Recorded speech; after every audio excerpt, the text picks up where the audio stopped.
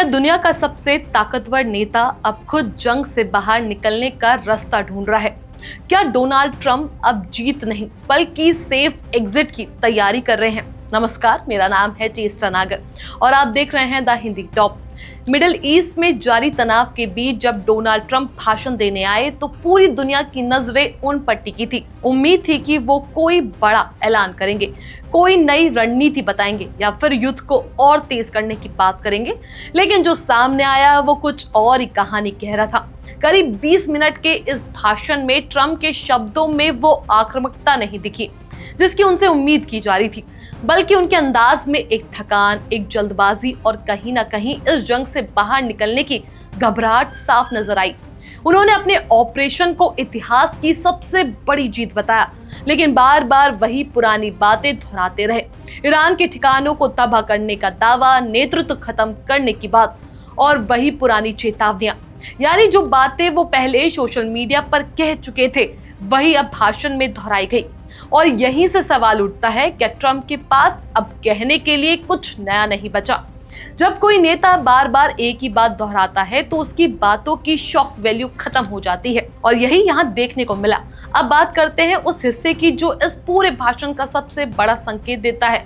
Trump ने Vietnam, Iraq और अफगानिस्तान जैसे बड़े युद्धों का जिक्र किया और बताया कि वो युद्ध कितने साल चले। सवाल ये है, उन्होंने ये उदाहरण क्यों दिया?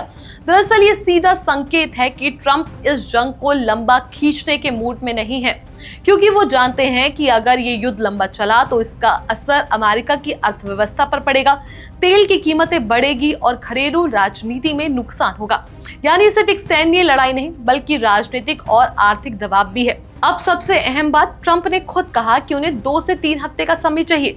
यही वो लाइन है जो इस पूरे खेल का असली राज खोलती है, क्योंकि ये कोई रणनीतिक नहीं बल्कि एक फेस सेविंग प्लान है। मतलब ट्रंप अब एक आखिरी बड़ा एक्शन दिखाकर दुनिया को ये बताना चाहते हैं कि उन्होंने अपनी शर्तों पर जीत हासिल की और फिर धीरे धीरे इस जंग से बाहर निकलना चाहते हैं। यानी पहले एक बड़ा धमाका, फिर जीत का ऐलान और उसके बाद सम्मानजनक वापसी। इतना ही नहीं, ट्रंप ने ये भी कहा कि अब हॉर्मोन स्ट्रेट की जिम्मेदारी दूसरे देशों को उठानी चाहिए। ये बयान बहुत बड़ा संकेत है, क्योंकि इसका मतलब साफ है, अमेरिका अब इस क्षेत्र में लंबे समय तक फंसे रहने के मूड में नहीं है। वो अपना काम पूरा कर चुका है और अब खर्च और खतरे से दूर होना चाहता है। अब सवाल है, क्या ये रणनीति काम करेगी?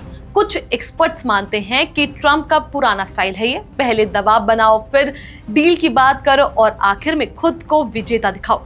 लेकिन दूसरी तरफ कई लोग ये भी कह रहे हैं कि एक मजबूरी है, क्योंकि जमीन पर हालात उतने आसान नहीं जितना बयान में दिखाया जा रहा है। यानी ये जंग अब सिर्फ मिसाइल और बम की नहीं बल्कि इमेज और नैरेटिव की भी लड़ाई बन चुकी है। तो क्या ट्रंप वाकई जंग से बाहर निकलने की तैयारी कर रहे हैं? क्या आने वाले 15 से 20 दिन में एक कागजी जीत का ऐलान होगा या फिर हालात और बिगड़ेंगे? आप क्या सोचते हैं? क्या ये स्ट्रैटेजी है या मजबूरी? अपनी राय हमें नीचे कमेंट सेक्शन में जरूर बताएं।